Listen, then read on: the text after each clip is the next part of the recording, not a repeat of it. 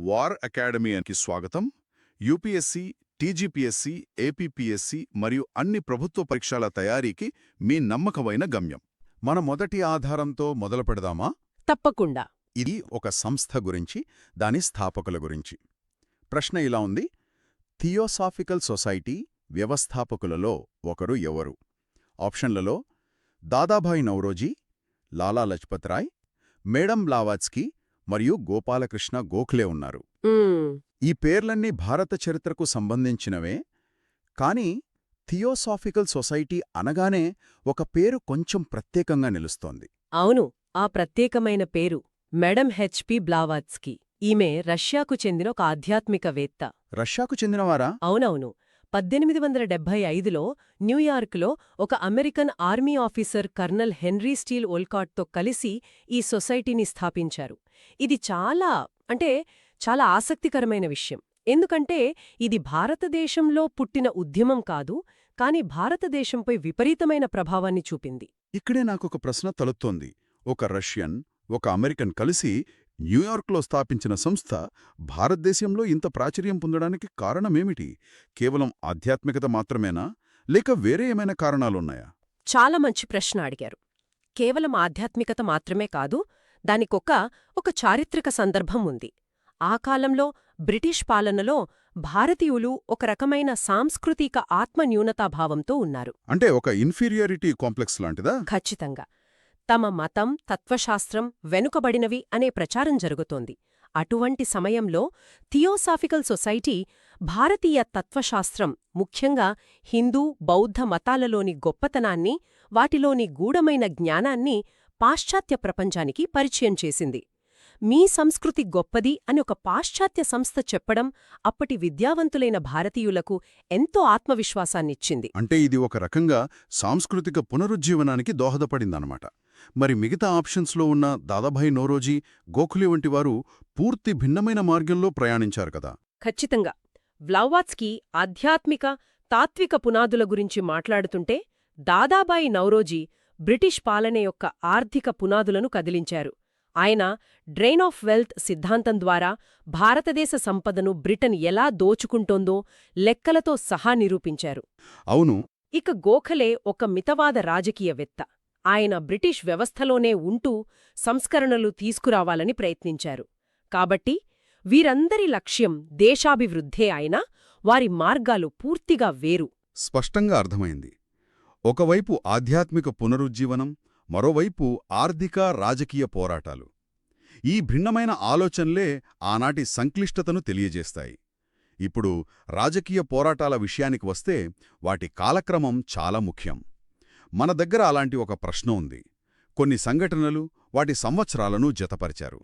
వాటిలో ఏది తప్పుగా ఉందో గుర్తించాలి. సరే. ఏ. పూర్ణ స్వరాజ్ తీర్మానం 1929. బి. గాంధీ-ఇర్విన్ ఒప్పందం 1932. సి. భారత ప్రభుత్వ చట్టం 1935. ఇందులో తప్పుగా జతపరిచింది గాంధీ-ఇర్విన్ ఒప్పందం. అది జరిగింది 1932లో కాదు, మార్చ్ 5, 1931లో. కాబట్టి ఆప్షన్ బి తప్పు. సరే, సంవత్సరం తప్పు. కాని ఆ ఒక్క సంవత్సరం తేడా వెనక ఉన్న కథ ఏమిటి? పూర్ణస్వరాజ్ తీర్మానానికి, గాంధీ-ఇర్విన్ ఒప్పందానికి మధ్య ఉన్న సంబంధమేంటి? అంటే ఆ సంఘటనల ప్రాముఖ్యతని కొంచెం వివరిస్తారా? తప్పకుండా. ఇది కేవలం తేదీల ఆట కాదు, ఇది కాంగ్రెస్ వ్యూహంలో వచ్చిన ఒక పెద్ద మార్పు. 1929 లాహోర్ కాంగ్రెస్ సమావేశంలో నెహ్రూ అధ్యక్షతన కాంగ్రెస్ మొదటిసారిగా పూర్ణ స్వరాజ్ అంటే సంపూర్ణ స్వాతంత్ర్యం తమ లక్ష్యం అని ప్రకటించింది. ఇది చాలా తీవ్రమైన, రాజీలేని ప్రకటన. అవును. ఆ తర్వాత గాంధీజీ ఉప్పు సత్యాగ్రహం అంటే శాసనోల్లంఘన ఉద్యమాన్ని ప్రారంభించారు. దేశవ్యాప్తంగా ఉద్యమం ఉవ్వెత్తున ఎగిసిపడింది. అంటే ఒకవైపు ఇంత తీవ్రమైన పోరాటం జరుగుతోంది, మరి అలాంటి సమయంలో వైస్రాయ్తో ఒప్పందం చేసుకోవాల్సిన అవసరం ఎందుకొచ్చింది? అక్కడే గాంధీజీ రాజనీతిజ్ఞత కనిపిస్తుంది. ఉద్యమం తీవ్రంగా ఉన్నప్పటికీ ప్రభుత్వం కూడా చర్చలకు సిద్ధంగా ఉంది. అప్పటి వైస్రాయ్ లార్డ్ ఇర్విన్కు గాంధీజీకి మధ్య జరిగిన చర్చల ఫలితమే ఈ 1931 నాటి ఒప్పందం. అలాగా. దీని ప్రకారం కాంగ్రెస్ ఉద్యమాన్ని తాత్కాలికంగా నిలిపివేసి లండన్లో జరిగే రెండవ రౌండ్ టేబుల్ సమావేశంలో పాల్గొనడానికి అంగీకరించింది. ప్రభుత్వం కూడా రాజకీయ ఖైదీలను విడుదల చేయడానికి ఒప్పుకుంది. ఇది కాంగ్రెస్ అనుసరించిన పోరాటం విరామం పోరాటం అంటే స్ట్రగుల్ ట్రూ స్ట్రగల్ వ్యూహంలో ఒక భాగం. ఆహా. కాబట్టి 1929లో పూర్తి స్వాతంత్ర్యం అని ప్రకటించి 1931లో చర్చలకు వెళ్లడం ఈ రెండూ ఆ వ్యూహంలోని భాగాలే. ఆ వ్యూహం చాలా ఆసక్తికరంగా ఉంది. పోరాటంతో పాటు చర్చలకు కూడా తలుపులు తెరిచి ఉంచడం అన్నమాట. మరి ఈ సంఘర్షణలో విద్య పాత్రేమిటి?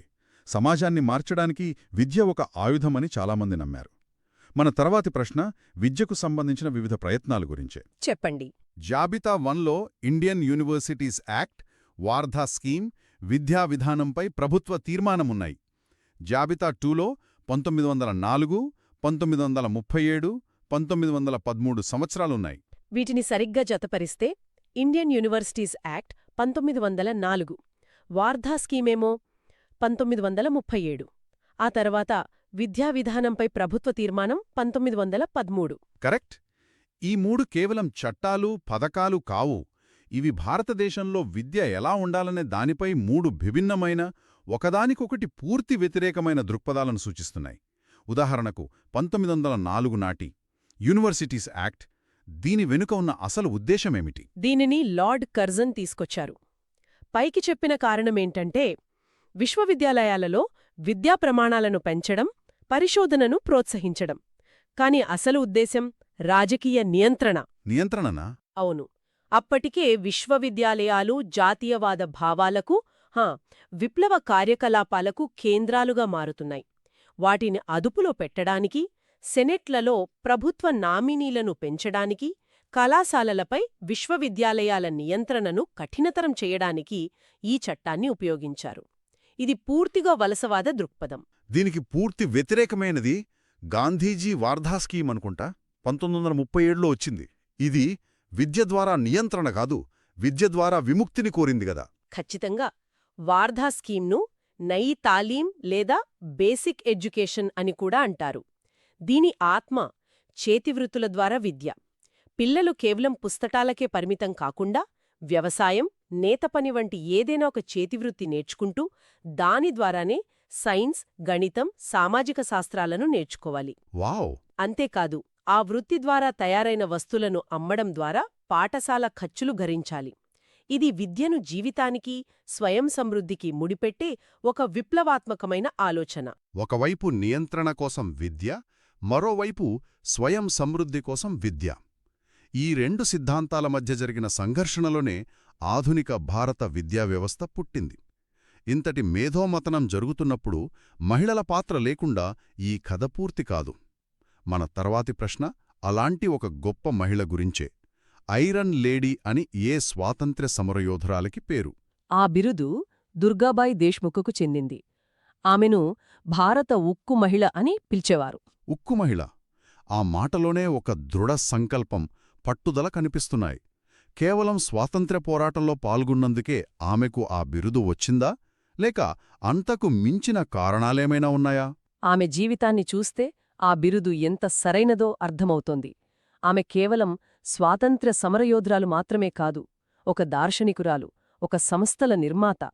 స్వాతంత్రం వచ్చిన తర్వాత దేశం ఎలా ఉండాలో, మహిళల పాత్ర ఎలా ఉండాలో ముందే ఊహించి దానికోసం పునాదులు వేశారు. నిజంగానా? అవును. కేవలం 12ఏళ్ల వయస్సులోనే హిందీ పాఠశాల నడిపారు, ఉప్పు సత్యాగ్రహంలో పాల్గొని జైలుకు వెళ్లారు. ముఖ్యంగా ఆమె రాజ్యాంగ పరిషత్లో సభ్యురాలిగా ఉన్నారు. రాజ్యాంగ రచనలో చాలా క్రియాశీలక పాత్ర పోషించారు. అంటే ఆమె కేవలం స్వాతంత్ర్యం కోసం పోరాడటమే కాకుండా, స్వాతంత్ర్యం వచ్చింతర్వాత దేశాన్ని ఎలా నిర్మించాలో కూడా ఆలోచించారన్నమాట. మీరు చెప్పిన సంస్థల నిర్మాణం గురించి కొంచెం వివరిస్తారా? అదే ఆమె ప్రత్యేకత. 1937లో కేవలం 28ఏళ్ల వయసులో చెన్నైలో ఆంధ్ర మహిళా సభను స్థాపించారు. అది ఈ రోజుకి వేలాది మంది మహిళలకు విద్య, వైద్యం, ఉపాధి కల్పిస్తున్న ఒక మహావృక్షం. ఆ తర్వాత స్వతంత్ర భారతదేశంలో సెంట్రల్ సోషల్ వెల్ఫేర్ బోర్డుకు మొదటి చైర్పర్సన్గా నియమితులయ్యారు. దేశవ్యాప్తంగా సామాజిక సంక్షేమ కార్యక్రమాలకు రూపకల్పన చేశారు. ఆమెలో పోరాట పటిమ, నిర్మాణాత్మక శక్తి రెండూ ఉన్నాయి. అందుకే ఆమె ఐరన్ లేడీ. అద్భుతం. సంస్థల నిర్మాణం గురించి మాట్లాడుకుంటున్నాం కాబట్టి మన దగ్గర ఇంకో 2 ముఖ్యమైన సంస్థల గురించి ప్రశ్నలున్నాయి. మొదటిది, జ్ఞానప్రసారక్ మండలి వ్యవస్థాపకులు ఎవరు? ఆప్షన్లలో దయానంద సరస్వతి, లాలా లజపతిరాయ్, దాదాభాయి నౌరోజీ, గోపాలకృష్ణ గోఖలే ఉన్నారు. దీనికి సరైన సమాధానం దాదాభాయి నౌరోజీ. గుర్తుపెట్టుకోవడానికి ఒక చిన్న ఉపాయం కూడా ఉంది. నౌరోజీ జ్ఞానాన్ని ప్రసారం చేశారు. బాగుంది. కాని దాదాభాయి నౌరోజీ అనగానే మనకు grand old man of India, drain of wealth సిద్ధాంతం గుర్తొస్తాయి. ఆయన ఒక సామాజిక సంస్థను స్థాపించడం వెనుక ఉద్దేశమేమిటి? ముఖ్యంగా 1848లో, అంటే 1857 సిపాయిల తిరుగుబాటు కంటే ముందే. మీరు ఆ కాలాన్ని ప్రస్తావించడం చాలా ముఖ్యం. 1848లో ఇంకా జాతీయ కాంగ్రెస్ లేదు. తీవ్రమైన రాజకీయ కార్యాచరణ కూడా లేదు. అప్పటి బొంబాయిలోని విద్యావంతులు సమాజంలో మార్పు తీసుకురావడానికి విద్యే సరైన మార్గమని బలంగా నమ్మారు. నౌరోజీ కూడా వారిలో ఒకరు. అవును. ఈ జ్ఞానప్రసారక్ మండలి ద్వారా వయోజనులకు, ముఖ్యంగా మహిళలకు విద్యనందించాలని, వారిలో శాస్త్రీయ దృక్పథాన్ని పెంచాలని ఆయన ఆశించారు. అంటే రాజకీయ పోరాటానికి పునాది విద్యావంతులైన సమాజమే అని ఆయన ముందుగానే గ్రహించారు. బ్రహ్మ సమాజం, ప్రార్థనా సమాజం, సత్యశోధక్ సమాజ్, వీటిని సరైన క్రమంలో పెట్టాలి. వీటి స్థాపన సంవత్సరాలను చూస్తే క్రమం చాలా స్పష్టంగా తెలిసిపోతుంది. మొదట బ్రహ్మ సమాజం రాజారాం మోహన్ రాయ్ 1828లో బెంగాల్లో స్థాపించారు. 1828. ఆ తర్వాత ప్రార్థనా సమాజం ఆత్మారాం పాండురంగ్, ఎంజి రనడే వంటి వారు 1867లో మహారాష్ట్రలో స్థాపించారు. మహారాష్ట్రలో సమాజ్ జ్యోతిరావ్ ఫులే 1873లో, అది మహారాష్ట్రలోనే స్థాపించారు. కాబట్టి సరైన క్రమం 1, 2, 3.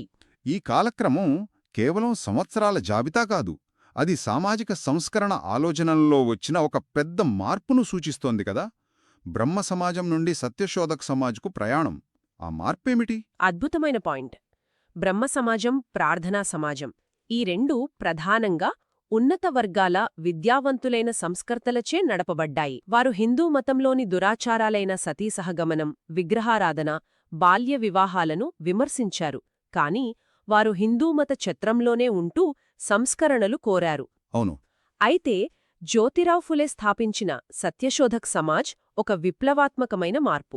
ఎలా? ఫులే అణగారిన కులాల నుండి వచ్చారు.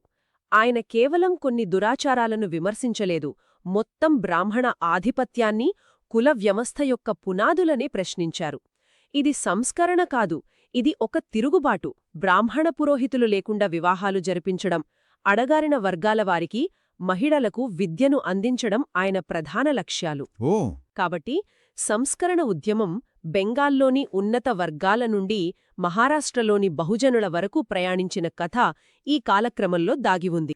సర్వెంట్స్ ఆఫ్ ఇండియా సొసైటీని ఎవరు స్థాపించారు? సమాధానం మనకు తెలిసిందే, గోపాలకృష్ణ గోఖలే. కాని 2 సంస్థల మధ్య ఉన్న తేడా ఏమిటి? ఇది చాలా ముఖ్యమైన పోలిక. నౌరోజీ సంస్థ 1848లో వచ్చింది, గోఖలే సంస్థ 1905లో వచ్చింది. ఈ 50-60 ఏళ్లలో భారతదేశ రాజకీయాలు పూర్తిగా మారిపోయాయి. నిజమే. జ్ఞాన ప్రసారక్ మండలి సాధారణ ప్రజలకు విద్యనందించాలని లక్ష్యంగా పెట్టుకుంటే, సర్వెంట్స్ ఆఫ్ ఇండియా సొసైటీ ఒక ప్రత్యేకమైన లక్ష్యంతో స్థాపించబడింది.